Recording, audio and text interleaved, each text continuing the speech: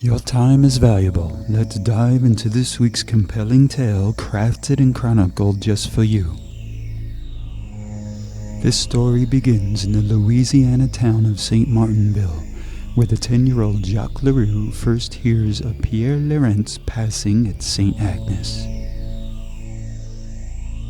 In the small town where everyone used to say over there, thus became the town of over there, the aging priest had suffered a stroke, his second, and finally succumbed. Pierre had taught Jacques prayers in Latin after school in the vestry, and so Jacques was saddened not seeing Pierre ever again. Jacques would miss his demeanor and smile. Pierre smiled a lot. There was always something odd, though, even sinister, about the priest's smile. The gossipy parishioners rumored on that smile. Many questioned why Pierre would mysteriously allow a 10-minute ritual at the end of morning mass honoring the departed, presenting an open casket with fake skull on a pillow. When asked, Pierre innocently said, "Those that honor their loved ones remember that we are just bones to the earth's dirt, while their spirits harbor throughout our life's mist." A month after the funeral, Pierre's quiet housekeeper Marie married Victor Rousseau, a widowed county judge in the nearby city of Lafayette. Lips were yapping from the parishioners at that, but more wide-eyed tales was soon to come. 5 months after the funeral, Marie gave birth to a son named Etienne. Marie had been left orphaned as a baby on the steps of St. Agnes 18 years ago, and taken in by Pierre and his sister Sophie. When Jacques paid a visit along with his mom, Madame Leroux, to Marie and her newborn, he was startled to find Etienne had distinctly darker skin. Jacques asked his mom, was the baby left outside and he got sunburned? They all laughed at the naivete comment by the preteen, but this made Madame Leroux wonder as well. This baby couldn't be Marie's, as she was a fair complexion. Was the baby truly Marie's? Who was the father? Questions that Madame Leroux asked. Being shy, Marie was always evasive in her answers. Marie told her that the baby's father was Pierre. She had been hiding the baby from Victor since the birth, or substituting another infant. If Victor ever found out, who knows what his temper would do.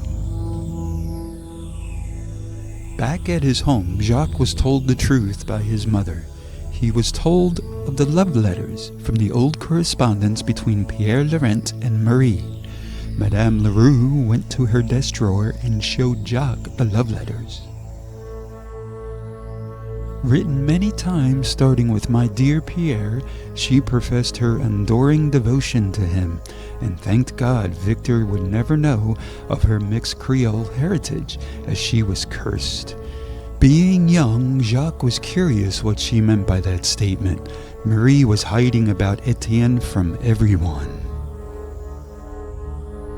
Madame Leroux was the type of person that is always willing to help, and thus told Jacques that she would assist Marie's escape. She told Jacques to visit Marie's house and watch over her. Jacques dealt with these revelations about Pierre Laurent and Marie in private, sworn to secrecy. Madame Leroux's friend, Madame Calliste, in the state of Mississippi, could take the baby and Marie in once her letters reached her. Time was not contributing to their endeavor, as strange events began occurring around the Bayou. My friends, what I'm about to describe may disturb your dreams tonight, but the truth must be heard. Young Jacques will never forget that muggy summer night in 1887 at St. Agnes. Passing the graveyard, he froze at the sight of a pale specter hovering by Pierre Laurent's grave. As it turned, the moon illuminated the corpse, Laurent's sunken face. Black veins crawled beneath his milky skin, but most horrific was his smile.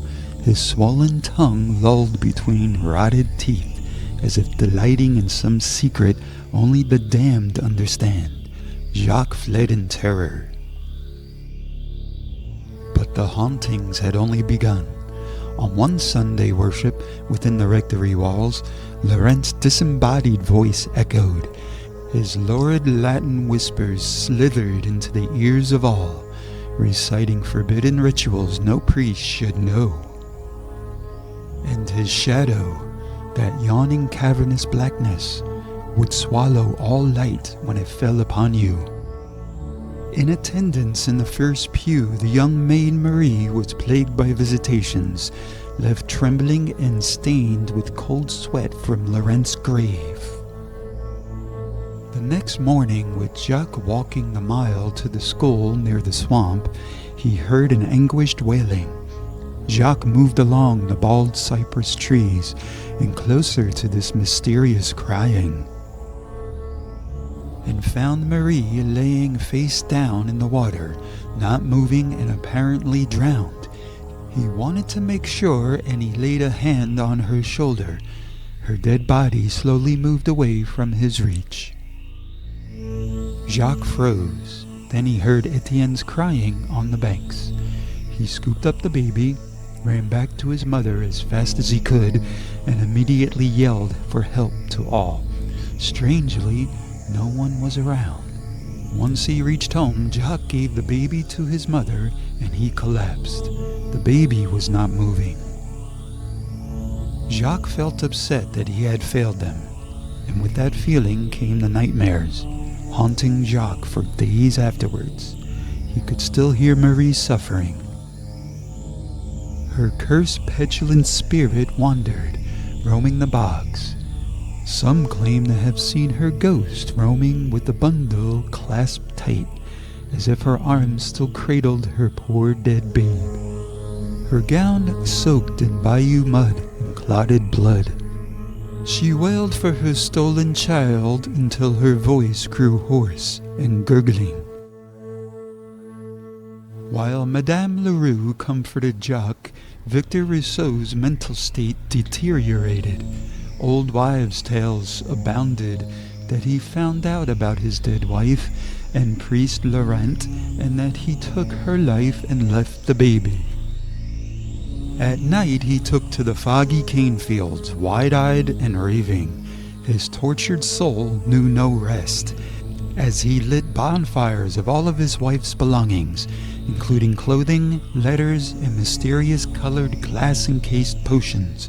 People could hear high-pitched crackling explosions once the glass reached a hot temperature.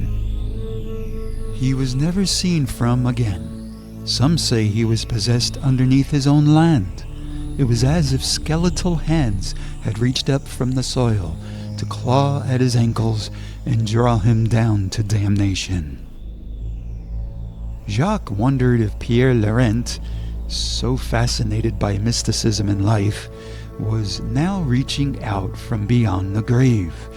Perhaps he was trying to make amends for his role in the family tragedies. Or maybe Marie and little Etienne were there in spirit, unable to move on from the injustice done to them.